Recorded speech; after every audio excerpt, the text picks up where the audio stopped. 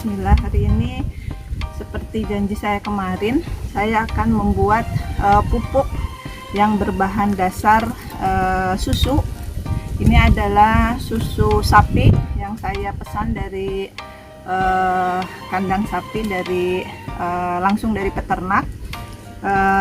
Susu ini sebetulnya yang akan kita buat ini bisa kita minum. Tetapi kalau untuk kita minum itu sebaiknya susunya itu disterilkan dulu. Disterilkan dengan cara direbus di panci, kemudian dimasukkan ke dalam panci yang ada airnya. Istilahnya itu dipasteurisasi untuk membunuh bakteri. Nah, sedangkan ini adalah akan kita pakai untuk pupuk. Jadi susu yang dari peternak ini saya ambil itu 5 liter karena kita kebutuhan pupuk di kebun ini sangat tinggi. Saya nggak pasteurisasi, jadi langsung setelah diperah langsung dipakai. Sebetulnya namanya itu LEB, Lactobacillus, yang baik untuk pencernaan. Jadi sebetulnya bisa kita minum juga. Bahan yang kita pakai adalah susu seperti ini. Boleh teman-teman pakai susu UHT, boleh juga pakai susu bubuk, saya juga pernah bikin. Tetapi hasilnya memang yang paling baik adalah fresh milk, jadi susu segar yang betul-betul belum diproses sama pabrik gitu. Kalau misalnya, dan harganya jauh lebih murah gitu dibandingkan kita bikin dari susu UHT. Kalau susu UHT 1 liter itu harganya sekitar sekarang 15 sampai 17.000 tergantung merek. Ini susu perah dari peternak itu cuma 10.000 1 liter. Kemudian alat yang kita pakai biasa ini adalah toples. Teman-teman bisa beli toples ini dari toko barang bekas. Ini harganya cuma 5.000. Ini adalah bekas cherry. Ini bekas cherry dan dia isinya cukup banyak. Saya kalau beli sekali banyak gitu karena dipakai untuk pembuatan pupuk-pupuk di kebun. Harus pakai toples kaca ini. Nggak bisa pakai plastik karena plastik mengandung zat kimia yang kurang baik buat tanaman aja kurang baik, apalagi buat manusia gitu. Jadi kita pakai toples kaca ini. Kemudian ini adalah air bekas cucian beras yang sudah difermentasi. Kalau di suhu Indonesia yang memiliki suhu tropis yang rata-rata di atas 25 derajat Celcius, kita cukup fermentasi selama 2 hari. Jadi caranya kita cuci beras. Cucian pertama dari beras itu kita taruh di dalam gelas, kemudian kita tutup pakai tisu. 2 hari kemudian wanginya itu ada sedikit wangi manis, tidak berbau menyengat, khas beras, air beras yang disimpan lama gitu. Jadi jangan sampai teman-teman menyimpan air berasnya terlalu lama. Kalau terlalu lama, bakteri yang ada di dalam ini sudah kurang bagus. Jadi kalau di luar negeri biasanya mereka menyimpan 3-5 hari karena kadang-kadang kondisi suhu mereka terlalu dingin. Sedangkan di negara kita cukup 2 hari. Ini adalah selang 1 hari kemarin saya bikin, dan ini wanginya itu tidak berbau yang menyengat tapi sedikit manis.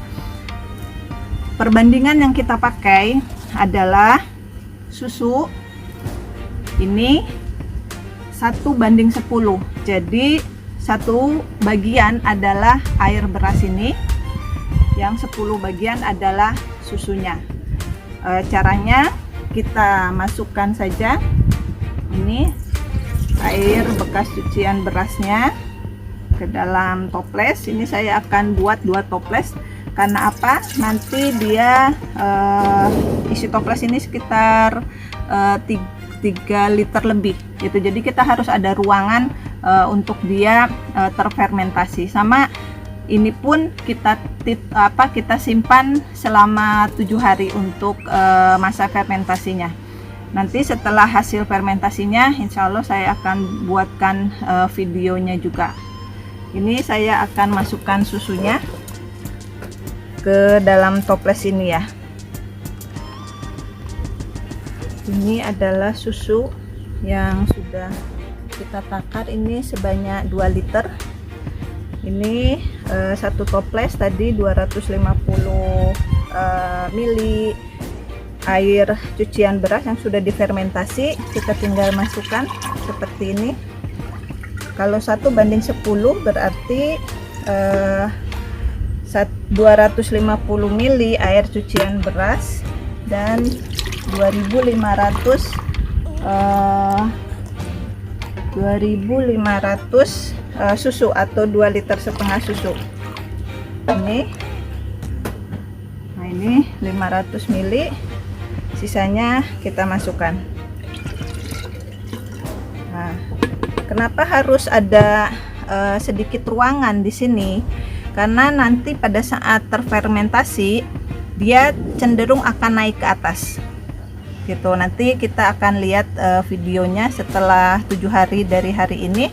Kita akan lihat seperti apa. Jangan lupa ditutup dengan tisu tebal atau dengan kain yang breathable, dia masih bisa bernapas karena dia memerlukan oksigen untuk masa fermentasinya. Jangan lupa dikasih tulisan atasnya tanggal pembuatan sehingga nanti kita bisa ingat, apalagi kalau kerjaan kita banyak. 7 hari dari sini nanti kita akan lihat hasilnya seperti apa. Ini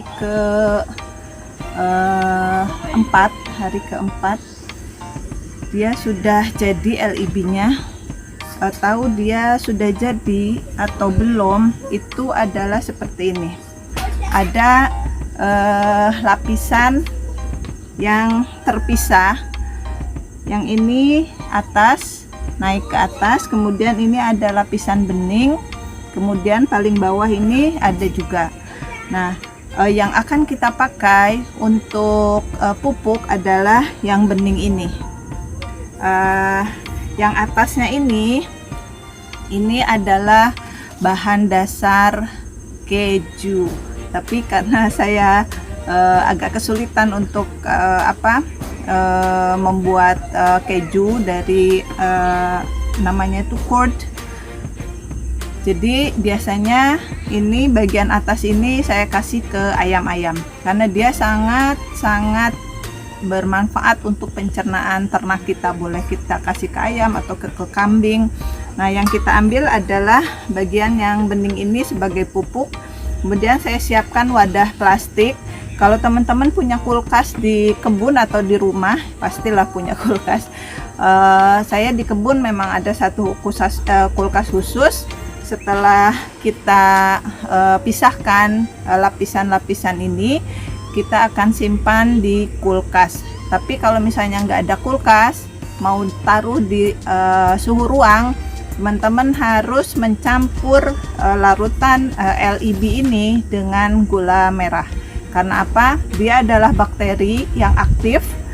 Kalau kita taruh di suhu ruang tanpa gula merah, dia akan kualitasnya membusuk gitu. Tapi kalau kita taruh di kulkas untuk jangka waktu cukup lama, itu lebih awet. Jadi kalau di suhu ruang kita tambahkan gula merah gitu. Dan yang kita bisa konsumsi juga ini adalah cairan yang bening ini. Kita minum sehari 1 sendok makan itu sudah cukup untuk mengirimkan bakteri-bakteri baik ke dalam pencernaan kita. Untuk tanah pun LIB ini benar-benar luar biasa bagus karena dia akan menyerang bakteri-bakteri yang merugikan tanaman dan tanah gitu, dan menyuburkan tanah juga. Kemudian dia akan merombak sel-sel makanan organik yang dibutuhkan tanaman gitu. Jadi yang terlalu kompleks sama dia dipecah untuk nutrisinya diserap sama tanaman. Jadi untuk mempermudah penyerapan nutrisi tanaman. Caranya adalah sebagai berikut. Kita ambil lapisan atasnya ini. Oh, tuh. Ini adalah bahan dasar keju. Wanginya persis dengan keju mozzarella. Wangi sekali.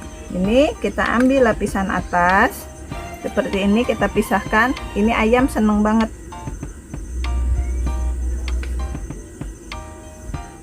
Proses untuk membuat keju dari ini itu banyak sih, ada di YouTube. Kita bisa browsing. Nah, ini standarnya kalau LEB kita berhasil adalah seperti ini. Tapi kalau lapisan ini tidak terbagi menjadi 3, berarti ada yang salah di dalam larutan yang kita buat. Makanya saya lebih senang memakai susu yang baru diperah gitu. Jadi belum pernah saya bikin dari, maaf saya sebutkan merek ya, dari susu Denko. Itu larutannya kurang sempurna jadinya. Kemudian dari susu, kalau dari susu UHT malah dia bisa bagus jadinya, lebih bagus dibandingkan sama susu yang bubuk. Nah, ini kita saring seperti ini. Nah, ini adalah yang kita pakai. Pemakaiannya sedikit sekali. 1 liter air itu cukup 1 mili LEB ini gitu. Tapi karena di kebun saya cukup luas, jadi sekali bikin itu 1/2 liter untuk seluruh bagian kebun. Nah, ini ada yang namanya LEB dan ini bisa kita minum. Ini bagus banget. Ini hampir sama pembuatannya seperti bikin Yakult, seperti itu. Bagian lapisan atasnya ini kita bisa kasih ke ayam. Ini bagus sekali untuk pencernaan ayam. Bisa membantu mereka tetap sehat karena bakteri lactobacillus yang ada di dalam curd ini. Ini ayamnya habis makan, kenyang banget, jadi belum dia sentuh. Biasanya mereka suka sekali.